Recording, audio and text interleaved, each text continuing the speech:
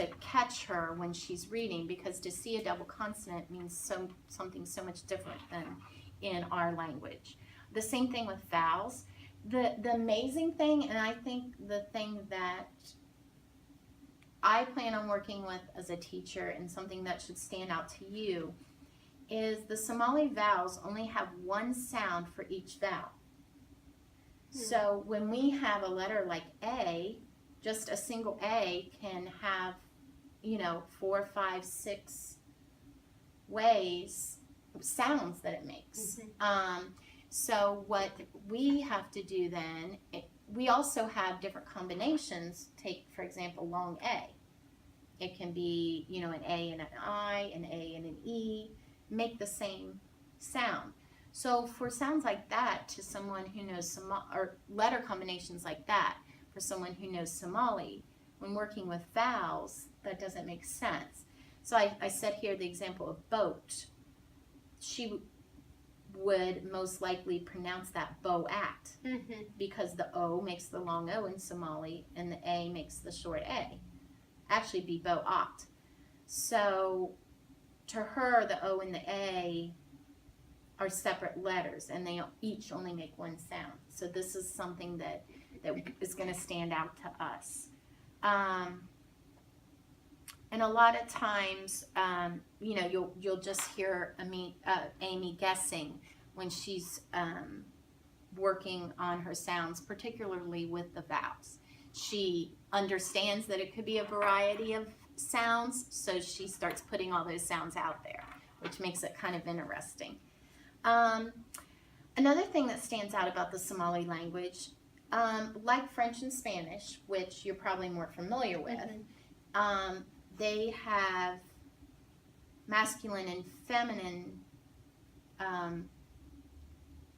can help me, forms, yeah, I'm like sources, forms of their nouns. And then their articles that come before that go along with the, the type of noun that they're speaking. And we don't have that in America, but that's something that you'll notice with our Spanish-speaking students too. So that can be confusing. Also, in the Somali language, they don't have words or words for the articles or the. Right. So these are actually new words to her, and to use them in the syntax of the sentence. She may leave those out, right? Or when she's reading, you'll find that she's playing in her head. Is that a word? Maybe think of it as a word. That maybe think of it as a noun. I guess if that makes sense, and not realize that it's an article.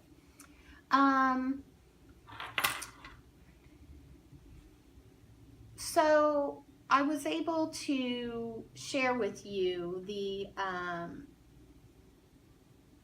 recording that I took of Amy, so that we were able to see that when Amy reads, she stretches her long vowel sounds out, and she also does this in communication, in her speaking and everyday communication. And you'll see that with the other Somali kids in our class. So they tend to, even words like mom, the ah goes on longer. Yes, and the long vowels in particular seem to go on longer. So that's something that I picked up on before this class, and it's something that we notice each day. So I think that will come with fluency, and I think practicing. Does that say and? Yeah. They all three of the Somali students in your class do that. Yeah, they tend to put a at the end.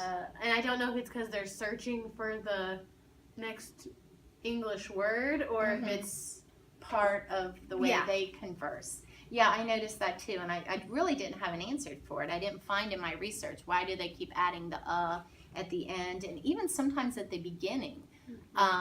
In the sample that I took from Amy, she said a night.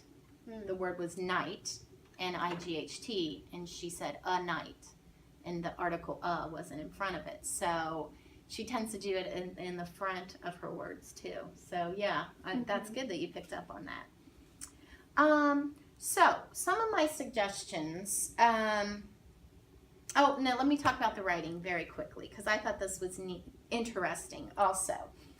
When writing, I've found that Amy and another student in my class, they understand the sounds. They can speak the sounds, but they don't realize which syllables actually make one word.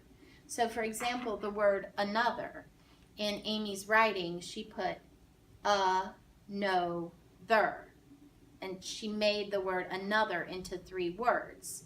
And I think that comes with her just not having the knowledge of the English language.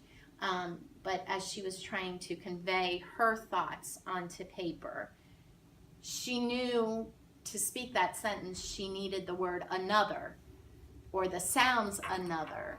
In fact, I think what she was doing, she was working with another student, and I think the other student was speaking, and she wrote what she heard as no, there, 3 separate words.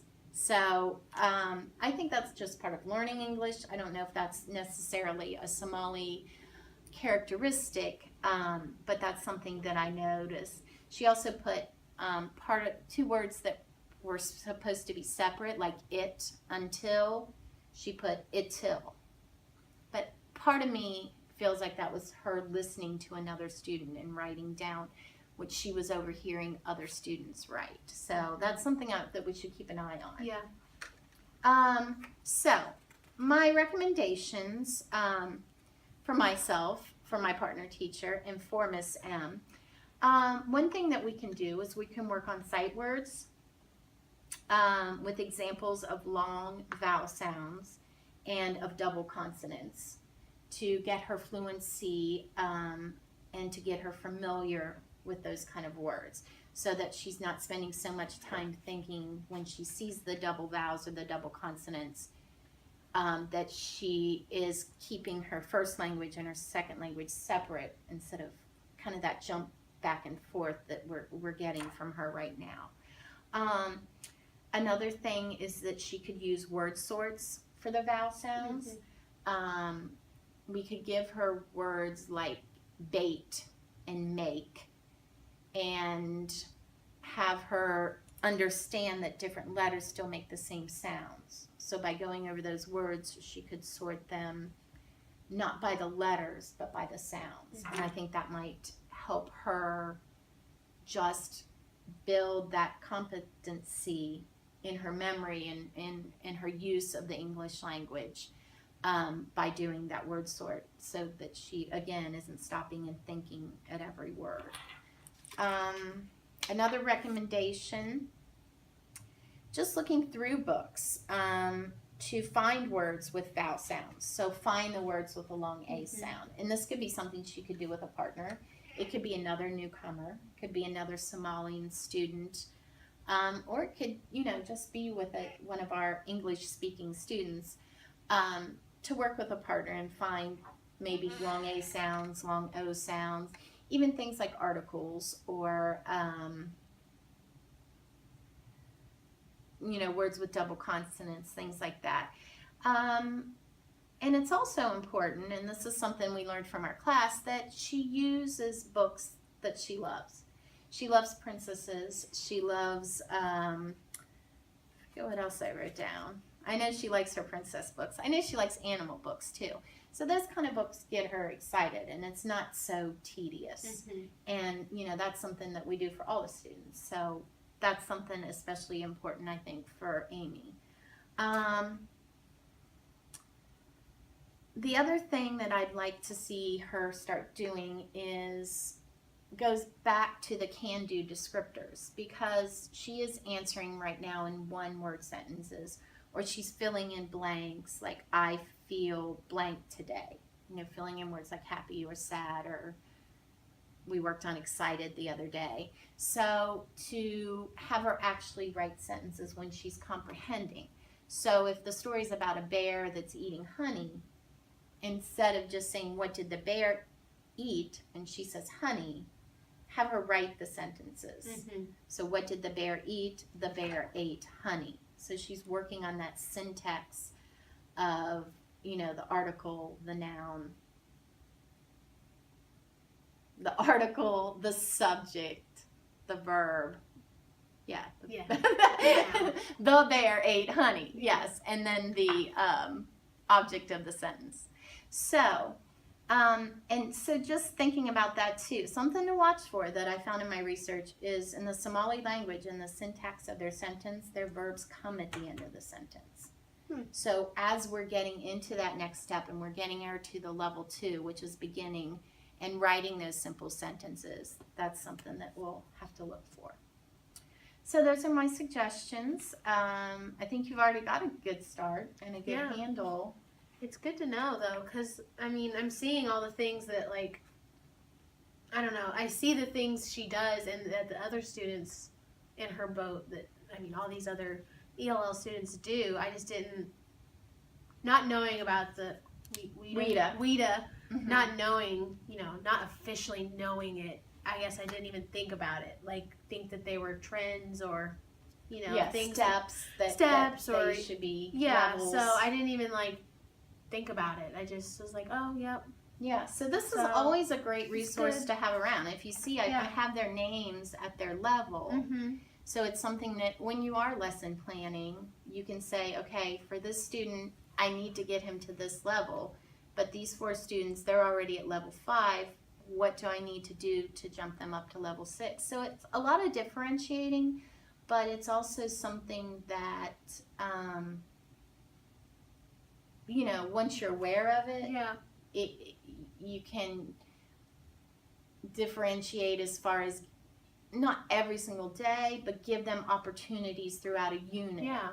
You know, maybe a science unit or a reading unit, so that these opportunities are presented to them. And it helps all students. I mean, it's a good way to, you know, help students.